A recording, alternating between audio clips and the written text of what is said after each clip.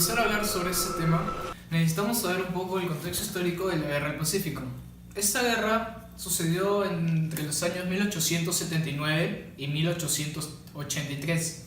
Primero, empezó con una disputa territorial entre Chile y Bolivia, pero involucró al Perú por un pacto de alianza defensiva que había firmado nuestro país con Bolivia en 1873. Las regiones en disputas eran ricas en salitre. Bolivia abandonó los combates en 1880 y desde entonces Perú y Chile siguieron la guerra por 3 años más. La Guerra del Pacífico trajo consigo diferentes problemas económicos, políticos y sociales en el Perú. En lo económico, la economía peruana siempre ha estado marcada por decisiones políticas que se tomaron en diferentes épocas. Hablaremos sobre el PBI durante la Guerra del Pacífico. El PBI del Perú creció considerablemente hasta antes de la Guerra del Pacífico. Esto permitió que el Perú se desarrolle. Durante la Guerra del Pacífico, en 1873, el PBI fue creciendo, ocasionando un déficit hasta llegar a su punto más bajo, que fue en 1884, punto en donde el PBI del Perú se fue incrementando progresivamente. A continuación podremos ver un cuadro que nos muestra la evolución del PBI per cápita entre Chile y Perú entre los años 1820 y 2011. Podemos apreciar que el PBI de Chile siempre se mantiene superior al PBI de Perú. Hasta el margen de los años 1970 y 1980, donde se encuentran en un punto igual el PBI per cápita de Chile y el PBI per cápita de Perú. Pero posteriormente el PBI de Chile siempre se mantiene superior al de Perú. La deuda externa del Perú en estos años fue de 37 millones de libras esterlinas. Las reservas del guano se agotaron. En 1879 el sistema bancario quebró y en 1886 la deuda pública externa ascendió a 51 millones de libras esterlinas. Claramente esto perjudicó al gobierno peruano y a la economía de este. La deuda pública externa se incrementó 55 veces más a los ingresos fiscales de ese mismo año. La situación que generó la guerra con Chile es conocida como una de las peores ocurridas en la historia del Perú. Se incrementaron los medios de pago y las instituciones financieras quebraron. Con respecto al desempleo, durante la Guerra del Pacífico, esta aumentó considerablemente debido a los diversos problemas que la guerra trajo consigo. Hubo un crecimiento de inmigrantes peruanos en la zona central del país, a causa de la progresiva prosperidad económica de Chile. También hubo una inestabilidad económica presente en Perú, una hiperinflación y devaluación de moneda. También hubo pérdidas demográficas, es decir, bastantes muertes debido a la guerra. De esta manera también podemos ver que antes de la guerra Perú limitaba al sur con Bolivia, pero después hubo un cambio. Después de la guerra ya no limitaba con Bolivia, sino, como podemos ver, limitaba con Chile.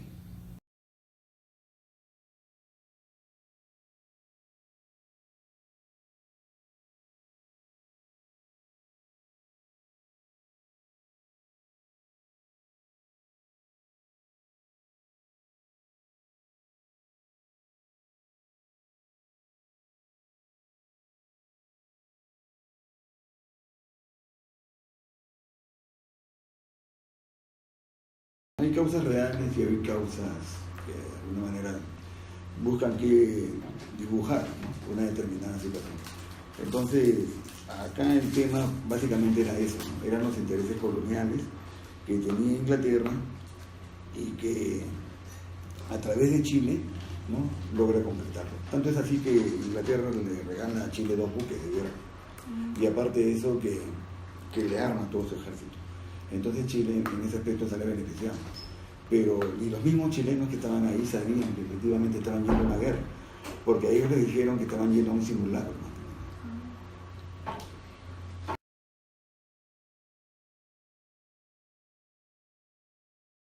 Bueno, la situación antes de la guerra con el Perú era una situación, o sea, normalmente cuando tú hablas de un país como el Perú en esos tiempos, Estamos hablando de un país en vías de desarrollo, ¿no? Entonces generalmente son países que viven más que nada de los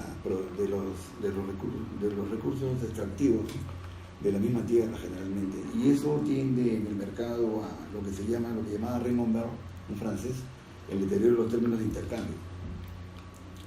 Entonces, de alguna manera el Perú estaba bien, pero cuando el Perú estaba bien también empiezan a llegar también acreedores internacionales que empiezan a ofrecer dinero, empiezan a ofrecer fuentes de financiamiento, y eso hace que se empiecen a generar los famosos empréstitos. Entonces la situación era favorable, pero podía estar mejor. Entonces cuando Perú intenta estar mejor, cuando busca nuevos proveedores internacionales, nuevos agentes financieros, entonces ahí es donde de alguna manera se genera. Y obviamente, como te lo dijo acá el doctor Cruz, obviamente que después de una guerra, pues, y más si tú pierdes, obviamente que los efectos son de orden económico y eso repercute a todos los demás, ¿no? Tiene un efecto.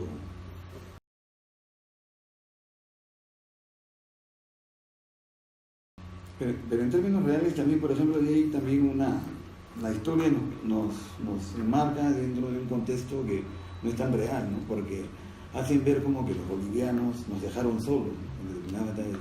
Y eso no fue así, porque los bolivianos lucharon tan heroicamente como los peruanos, sino que lo que sucede es de que el tema eran los gobiernos, o sea, los gobiernos no los aprovisionaban debidamente.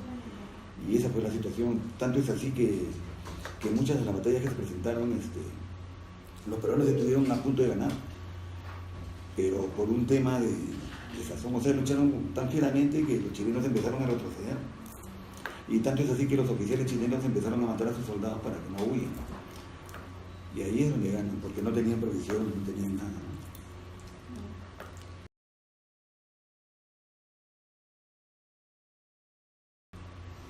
¿Cómo se llega a recuperar Perú después de la guerra? Yo creo que hasta ahora no se recupera. O sea, lo que sucede es de que en Perú hubo un problema, ¿no? Se vino la época del caudillismo, donde determinadas generales, por decirlo, o sea, era tanta digamos, la ambición por el poder, que se generaron diferentes grupos, y eso hace que no se persiga un solo objetivo, y cuando se persiguen muchos objetivos, entonces se distorsiona todo, y no había una... Entonces, el tema es de que en un momento determinado se empiezan a dar las condiciones, porque Perú empieza a generar, ¿no?, nuevos productos, ¿no?, como en la parte del cobre, ¿no?, el zinc, la plata, y así, ¿no?, y otras, la misma pesca, situaciones que se van presentando que de alguna manera los países desarrollados, ¿no?, con sus nuevas tecnologías, sabían lo que existía ahí. Por ejemplo, el Perú tiene supongamos de acuerdo en Ingemet, el Perú tiene una gran, no vendría a ser una mina, sino vendría a ser que se llaman los gases raros, así se llama, es un proyecto que se llama gases raros, que son proyectos donde esos gases raros son los que utilizan, por ejemplo, las tecnologías de punta, las que se van al espacio, y eso es algo que lo tenemos así.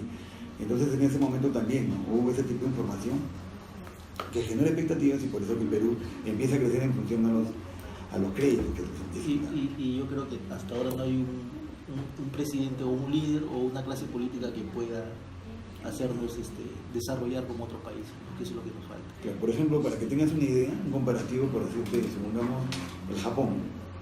Imagínate tú el Japón después de la Segunda Guerra Mundial, estamos hablando de Hiroshima, Nagasaki.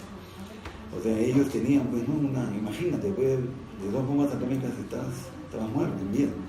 Pero sin embargo ellos, a través del Plan Marshall, ¿no?, que los apoyan, que otro día de situación más, ellos dedican el 40% del presupuesto general de la República, que es educación, en educación.